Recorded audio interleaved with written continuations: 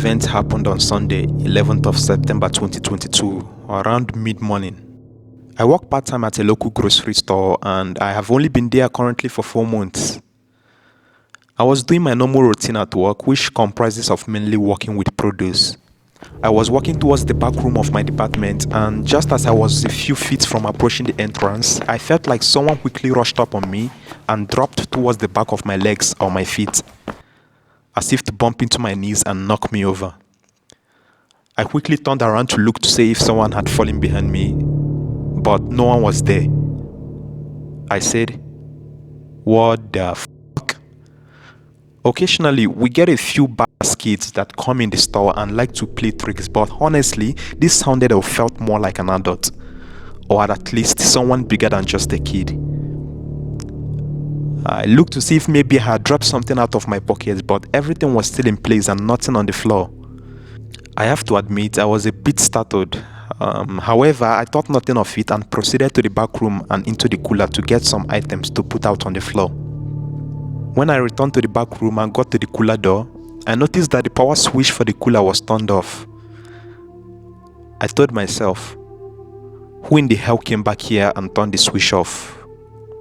I know I didn't do it. I knew for a fact that I didn't do it. I wasn't gone long, so I doubt anyone had the chance to walk back there, as I was the only worker in my department present that day, and none of us ever touches that switch unless it's time to close the department at night. Nevertheless, I turned the switch back on and entered the cooler. When I got about halfway in, the lights within the cooler flickered on and off and dimmed briefly. It has never done that before, so I found that awfully strange. Startled, I quickly walked out of the cooler to see if someone was playing with the light switch, but it was still positioned on. I walked back in the cooler, got the items I needed, and then hastily walked back out to the floor. I was a bit on edge at this point. However, nothing else happened for the day, but the story doesn't end there. Several days later, during an early morning shift, I had mentioned the previous event that took place the other day to one of my co-workers who works in the department with me. Then, a little while later, I mentioned it to another co-worker. These two are mother and son. The mother had told me she believed there is a ghost in the back room because sometime back she felt like someone was rubbing on her back in a downward pull motion, and she eventually had to yell at it to stop. She said that after she told it to stop, nothing else happened since. I usually work on the closing shift alone, and as such I'm always alone in the back room. I never experienced anything out of the ordinary or had any weird sensations aside from seeing what I thought was a person out of the corner of my eyes. Now, it startled me, but I always found logical explanations for that due to the shape of certain objects in that room. However, after what happened recently, I'm a bit more wary about walking back there alone.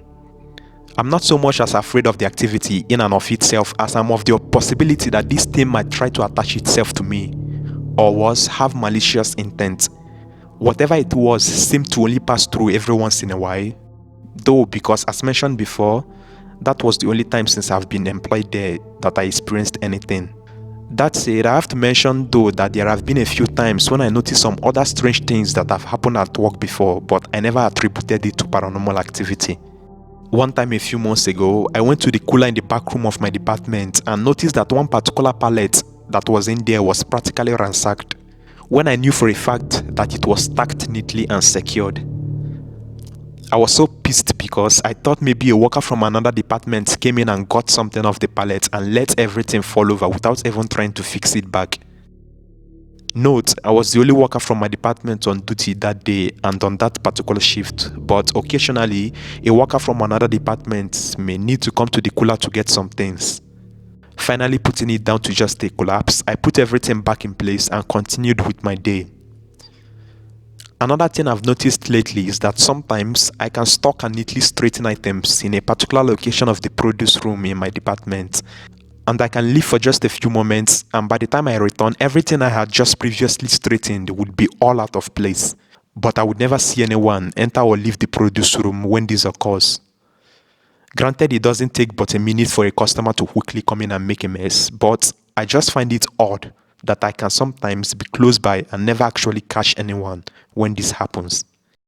This is not the scariest encounter, but it is all very strange nonetheless.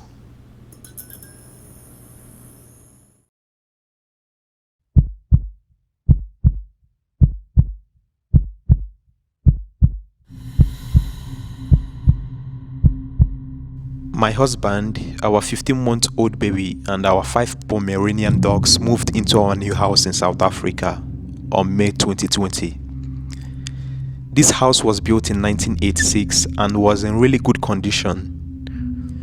We started looking for houses after having too many security issues at the house we were previously living in. That house was built on a security estate 4.5 years ago. Our search started last year in September, and in November we came across this house.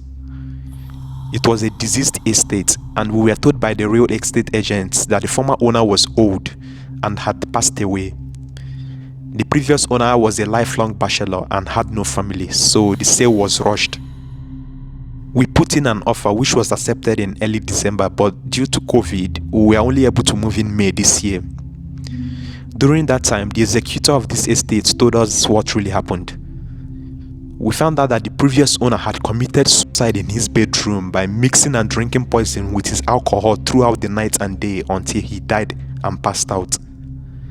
Anyways, we gathered it wasn't an easy or painless death, and I just felt very sad and sorry for this old man that felt he had to end his life, and since he didn't have any family or friends, life must have been very lonely. Prior to taking occupation of the house, we called our priest and explained to him what had happened. As Hindus by religion, we did a prayer before moving into a new house. So our priest conducted an extra prayer for the previous owner, which was a prayer for the dead. During the prayer session, we asked to live in peace and then did various other spiritual cleansing. The house is a beautiful house and it had a soft, happy feel to it, and everything was going well at first. Then in July, we decided to do some renovations. From the first week of the renovation, everything started going wrong. Firstly, we ripped off the carpets to find smooth, well-preserved cement floors. A few days later, the tiler arrives and we found a giant foundation crack that wasn't there a few days before. So we figured maybe we just missed it, although I thought it was hard to miss as foundation cracks don't just appear overnight. During the course of the renovation, whatever the builders did, it would always go wrong. We had always thought it could just be terrible work, but we relocated one of the bedrooms to another area of the house and stuff would go missing, only to be found where we had looked the day before. The wall ties started falling off the wall. We actually fought with the contractors about this and accused them of shoddy work. And in their defense, they said this has never happened before and they went on to repair the walls. In fact, the renovation was horrendous and eventually we told the contractors to leave with unfinished work because they would do stuff and the next day it would be undone, much to everyone's frustration. During the renovations, the dog started to become afraid and act up. The house lost its sunny bright demeanor. I did put it down to all the terrible renovations which do upset the dogs and the house good vibes. During the renovation, the baby and I stayed with my in-laws while my husband stayed with the dogs at home. We have now been a month without any sort of renovations done and the dogs are still scared. We completed the tiling by hiring a new tiler and finished the painting and small stuff ourselves. We also have wind chimes which I hung up in the passageway as I was told it removes bad energy and spirits when living in our old house. About a week ago at about 2 a.m, the chimes started to chime away, ever so slightly and softly. I actually had to get up to listen carefully, thinking that I was hearing things. I would wake up to go hold the chimes and the noises would eventually stop. I figured it must be a draft from the wind. I turned off the alarm, woke up the dogs and took them out, also to check if it was windy. However, there was no wind at all. Next night, same chiming again. This time I went out and checked again, but there was no wind and no draft. I took the chimes off and left them outside on the garden furniture. While all this is happening, the house now has a creepy vibe at night. So now we decided to leave a light on for ourselves and the puppies. The baby refuses point blank to sleep in her cot.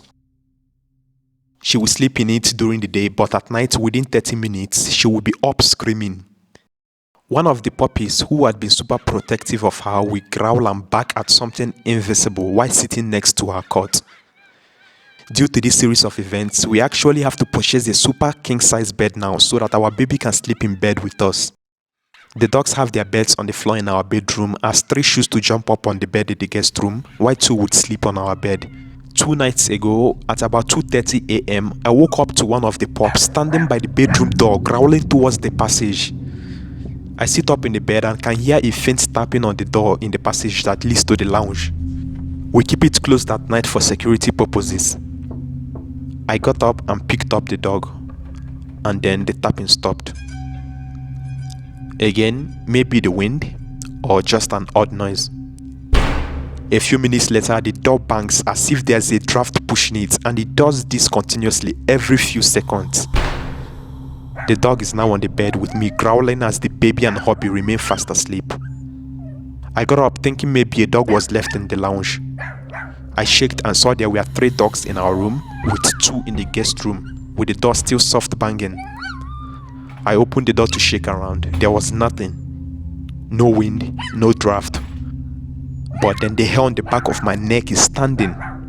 So I got to the prayer room, I got incense and lit it up, all while chanting a prayer. Another night came about 2 a.m. I woke up to hubby talking in his sleep, his hands flaring as if pushing something away from him. The dogs on our bed was growling at hubby. Next thing, this little dog jumps at something in the air onto hubby. Hubby wakes up asking what's happening, as one of the dogs came and sat down next to the baby, who is now awake. At that moment, I got up to make the baby some milk, and she and hubby were asleep again after some couple of minutes. Then at 3:15 a.m., I heard a loud bang in the lounge as if something large had fallen down. All the dogs got up and I told them to get in their beds while I got to the lounge with one of the dogs to shake around. Nothing had fallen down. We went back to the room. While in the room, I decided to go through my Facebook, Instagram, and other social accounts. While I was still on my phone, this was when I heard it. Another loud bang right above our bed, as if someone hit the wall with a hammer. Instantly, everyone is up now. The baby was crying, the dogs were barking, and my hubby got up to switch off the alarm. All dogs were running around, barking and looking for an intruder. However, after looking around the house, there was nothing at all, so everyone went back to bed while one of our extra protective pups just sat up on his hind leg on the bed just waiting. After those series of disturbing events, the pup and I would go back to sleep about 5:30ish when we saw some sunlight coming through the windows. I'm not sure if this is my paranoia or there may actually be something. However, the only time I've seen the dogs act so strangely was a few years back at our old house when we had some sort of unusual activity. But then again, I wonder if they are just still upset from all the renovations going on. Also, September 2020 was the 1-year death anniversary of the previous owner. At this point, I began to wonder if the renovations we did in the house pissed him off. Any thoughts, ideas, or suggestions? Waiting to see what happens tonight.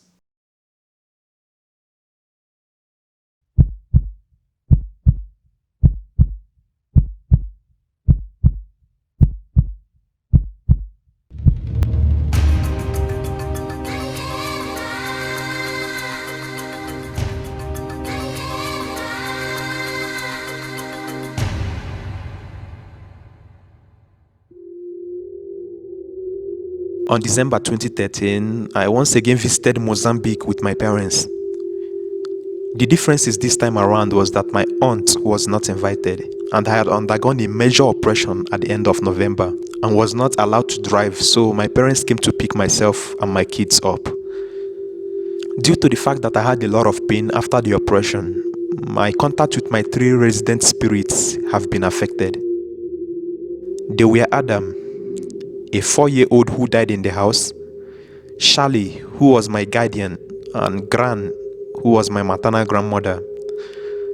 My medium friend Tim told me that they can feel my pain, and in most instances, it amplifies whatever pain they felt, so they kept their distance.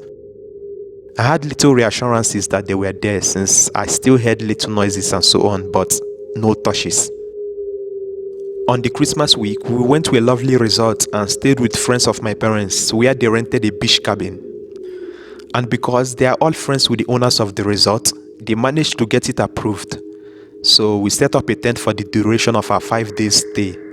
We literally only used the beach cabin for the bathrooms, which was a little uncomfortable as you felt like you were invading other people's space. However, we made the best of it. On Monday, which was on the 23rd of December, one of the girls staying in the beach cabin, let us call her Joy. She told her mother-in-law, who is my mom's friend, that while she slept in the loft of the cabin on Sunday night, she woke up to someone sitting down on her side of the bed. And this was because she felt the mattress give way under the weight of someone. And she knew it was not her husband because she was lying with her back against his. She said she was so afraid she just lay there with her eyes closed, too afraid to look until she eventually fell asleep again. Everyone who heard what she claimed laughed it off as a wild imagination. At that point, my mom and I just gave each other knowing looks, but obviously did not join in the conversation. I knew the first time I set foot in that cabin that I was not alone. Now, to understand the scenario better, I will give you an idea of the layout of the place. When you enter the cabin from the left, upon entering, you have a bedroom with an ensuite bedroom directly in front of you. Next to it, as you proceed to the right, is an entrance to a bathroom, the downstairs bedroom, and the stairs that leads to the loft. It is built entirely of wood and the roof is thatch. That is the entire cabin. The kitchen is located a few feet away from the cabin as your basic entertainment area. All made of reeds and thatch, with low brick walls for support. But except for having a huge spider run around the table repeatedly while sitting in the kitchen, which of course made the women squeal and jump on chairs or run out of the kitchen. Nothing else happened there. That Sunday night, which was on the 22nd of December, as I took my boys into the cabin to take a shower, which was just the first room upon entering, I was immediately aware of the fact that we were not alone.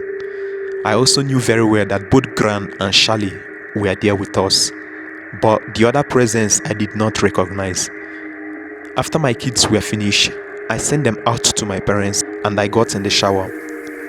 From the moment the boys left the room, the feeling of being washed was immense. I heard soft knocks on the wall right next to the shower, which was just Gran, letting me know she was there. But every night as I took my shower, I knew I was being washed. I also knew that Gran was with me and Charlie was outside the door. On Monday, we went to the beach. Glorious weather, but it gets so hot there that by 9 a.m. you literally burn blisters on your feet if you walk on the sand. Joy and I were standing in the ocean with my kids playing around us. When I told her that I believed what she said about someone being on the bed, she was astounded. Later that day, I contacted Tim and asked him what he could sense in the cabin. The feedback I got from him was that this thing is not a nice entity and to try to avoid the middle of the cabin where the loft and the other bathroom is, as this thing will try to get to me there. Luckily, I have ghostly bodyguards and my intuition was spot on. During the remaining days of our stay, I avoided that part of the cabin at all costs. Whoever this entity is or was, at least it never left the cabin. Needless to say, I was relieved to head back to my parents' place on the Friday, 27th of December that year.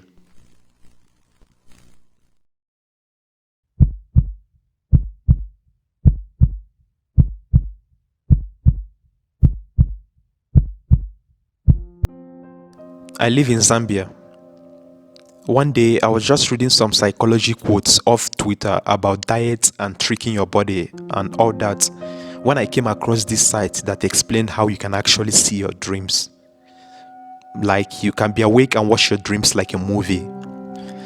They said when you get in bed, be completely still. Do not move a muscle and keep your eyes completely shut. But be sure to sleep on your back so you can see it less awkwardly. You do this for 30 minutes, and when you open your eyes, you will be able to see your dreams. This is because you are most likely to fall asleep after 30 minutes. Of course, staying still would be difficult because your body will send you signals like yawning, tossing and turning, and the rest. However, you must completely ignore these signals and remain still. At first, I thought this was a whole lot of bull crap, so I turned my phone off and got into bed at around midnight. While in bed, I tossed, turned, and yawned, but still I was wide awake. Not falling asleep anytime soon, I started to play music off my phone. My headsets were super loud, which annoyed me a little, so I turned the music off and just lay in bed staring at my pregnant sister who was fast asleep on the bed across the room. I turned over and lay on my back and then started staring at the ceiling. There was too much on my mind. I eventually started yawning, and is a I'm about to sleep kind of yawn. At that moment, I felt an intense pressure on my chest. It didn't hurt or anything, but it felt like I was being cuddled by a 6-year-old. This thing on my chest was breathing really heavily, and it moved over to right under my neck where it continues to breathe. I'm wide awake but failed to scream or yell for help, but I'm completely paralyzed. I can't push it off me or talk to it or anything. I'm just in so much shock. I can remember my eyes were wide in terror, and then eventually it got off me, moved in my bed a little bit, then just disappeared. I didn't fall asleep again that night.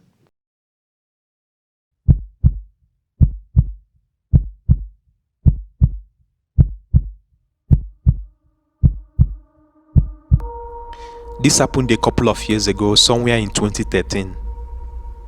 I live in Ghana, and I was in high school then. To be precise, I was in a boarding school when I was in high school just because my parents felt I was too naughty. Well, when I was in boarding school, I used to sneak out into town.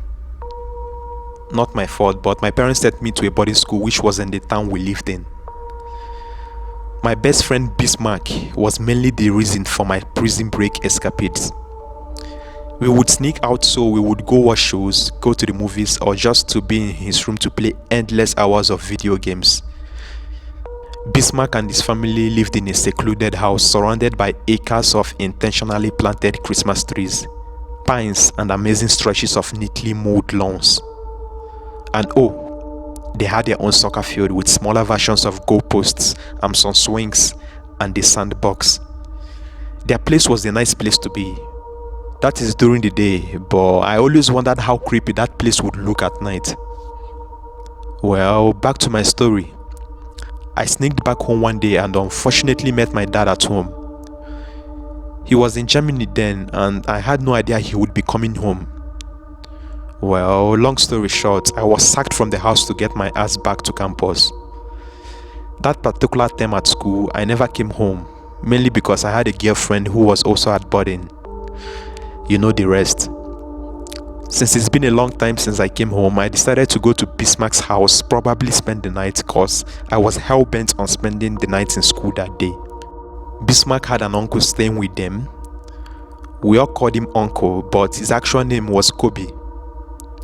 We all liked him since he was fun and always covered for us when we planned on doing something naughty. I got to the house and it was getting dark now, so I knocked but didn't get any response.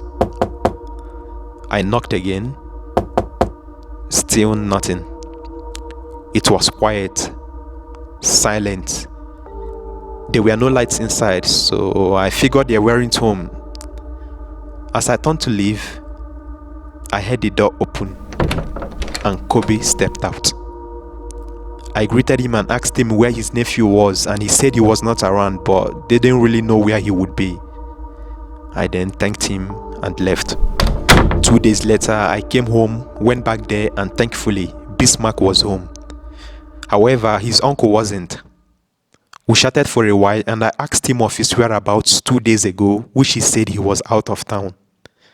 I then went ahead to tell him how I met his uncle at home when I came looking for him 2 nights ago, and he told me he wasn't around. He stared at me like I'm crazy, and then that was when he told me that his uncle had been dead for 2 months. I thought he was lying, so I went back to ask his mom, which I got the same stare and answer. Now, to whom it may concern, I'm not a kid.